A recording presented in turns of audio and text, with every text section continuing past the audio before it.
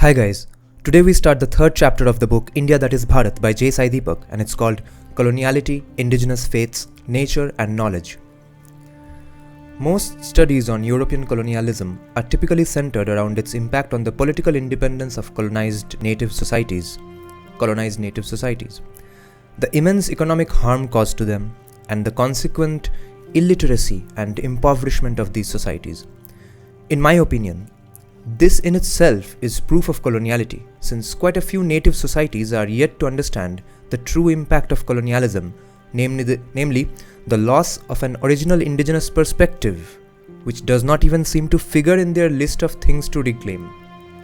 For example, Shashi Tharoor's idea of the problems of colonialism. He starts with economics and ends with economics. These many people died, this much of GDP decreased. He doesn't acknowledge the changes to our thought processes and our ideologies, how they have changed because of colonialism, both Islamic colonialism and British colonialism. To restate, if a colonized society assesses even the loss it has suffered on account of colonialism on the anvils of development as defined by the European colonizer, it only proves the entrenchment of coloniality. In fact, it firmly establishes the extent of internalization of the colonial worldview deep within the native society's consciousness, so much so that it is oblivious to the loss of its own agency over such consciousness. After all, how can one feel the loss of a thing whose existence one has become unconscious to? What a beautiful line. While it is easy to dismiss this as the elitism of the well-fed, the exhortation is not about obsessing over the loss of high culture while the masses are left to deal with soul-crushing poverty. Instead, it is about restoring something as fundamental as dignity to the native perspective so that the indigenous society can rebuild itself using its own ideals and tools instead of those of the colonizer. This is why I love this book. Fortunately, there exists scholarship which avoids the predictable, superficial and mercantile lines of inquiry in relation to the impact of European colonialism and delves deeper by examining the very character of economic growth which has been universalized by the European colonizer at the expense of nature. I'll read this sentence again because I stammered a lot.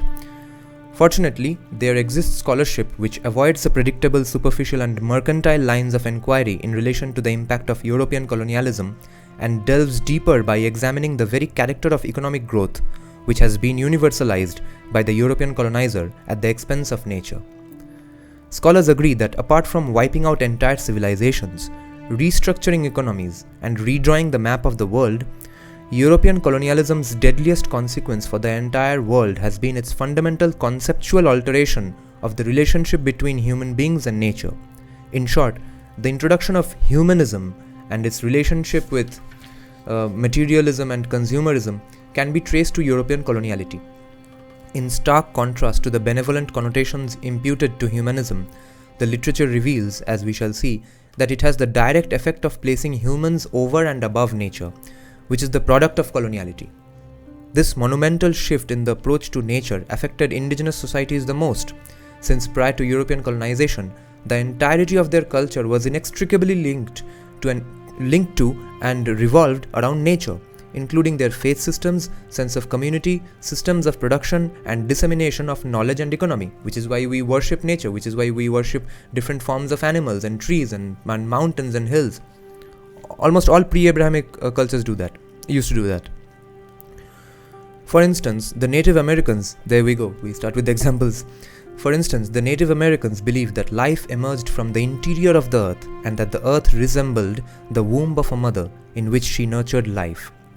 Prior to the advent of the European colonizer, this belief formed the basis of fraternal relations between various tribes as well as between communities and their respective geographies. The end result, or perhaps the objective, was to preserve respect for nature and its balance.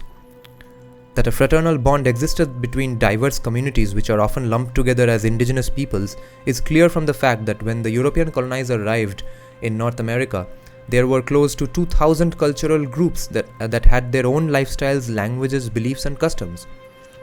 Notwithstanding territorial conflicts, which may be attributed to human nature, their coexistence has been attributed to their human-to-land ethic and their belief that they were all citizens of nature. What a beautiful line.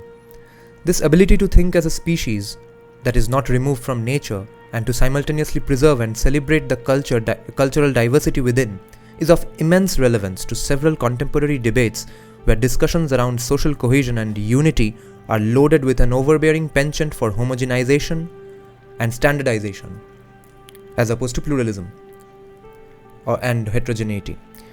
In his book, The Spiritual Legacy of the American Indian, Joseph Epps Brown, scholar of Native American traditions, observed that despite their diversity, the Amerindian peoples lived a metaphysic of nature, wherein each group spelled out in great detail the roles and responsibilities of the members of the community. This enumeration of roles was based on the realization of the vast web of humankind's cyclical interrelationships with elements, the earth, and all that lives upon the land. Their relationship with the earth was one of reciprocal appropriation, that is, to give and receive, in which, quoting from his works, in which humans participated in the landscape while at the same time they incorporated the landscape and its inhabitants into the most fundamental human experience and understanding, unquote. To them, nature was never meant to be isolated from humans and studied in a silo. As opposed to being an object of clinical study, it was meant to be lived with in harmony. This environmental morality instilled humility and informed both inter-community relations as well as their collective relationship with nature. This ethical relationship with nature was based on the fundamental belief that there was a spiritual dimension to the earth of which humans too were a part, but only a part, and it was believed that upsetting the balance of nature would not go unpunished by it. The natives' respect for nature gave rise to their faith, and the symbols or icons used were inspired by animals and landforms, thereby putting nature at the center of their lives. Connections among members of the community were forged through specific traditions. Even their epistemology revolved around nature and communal harmony. It was this deeply spiritual relationship embedded in traditional practices and oral knowledge of tribe elders that constituted their religion, thus tying together nature, faith, and knowledge. On a related note, perhaps followers of certain Indic schools of philosophy can relate to the beliefs of the Siowan culture as depicted by Brown in his book The Sacred Pipe. The Siowan people believed that the whole of creation was essentially one and that all parts within the whole were related. What was particularly interesting was the way the Sio referred to each other in relational terms. For instance, this is very interesting. An old woman would be addressed as mother and a much older woman as grandmother. Such an approach to human relations is a direct corollary of the community's spiritual attitude to nature. All of this changed when Columbus's Christian expeditionary party landed on the shores of America with an intention to colonize it. When the European colonizer set foot on the American soil, he was staunchly rooted in the Christian belief that humans were above other creatures since humans, read the white Christian, were beings because they possessed souls, as discussed in previous videos. Beings because they possessed souls, and the rest were non-beings because they had no souls. Christianity placed the human being, preferably the Christian white European, above the rest of creation, thereby furthering the belief that nature existed solely for the pursuit of his happiness and his manifest destiny. The difference in the attitudes of the Native Americans and the colonizer towards nature could not have been starker. One worshipped nature and saw himself as a part of it, while the other put himself above nature and sought to enjoy its plenty as a matter of divinely ordained right. It is no surprise then that humanism and materialism are the direct consequences of the colonizer's OET, ontology, epistemology, theology, which, among other things, gave birth to a Cartesian dualistic approach whose distinction between subject or mind and object or body placed human beings above nature. This explains the colonizer's approach to development as well.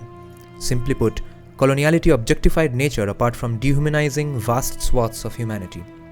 Interestingly, while the Enlightenment is celebrated for ushering in the Age of Reason through its supposed challenge to Christian dogma, it is the Enlightenment whose emphasis on Christianity's Cartesian dualistic approach to humans and nature that advanced the idea of superiority of the rational human mind over non-rational nature. This paved the way for the conquest of nature by the superior human. Nature was reduced to a commodity, the knowledge of which was necessary not to live with or in it, but for utilization of natural resources.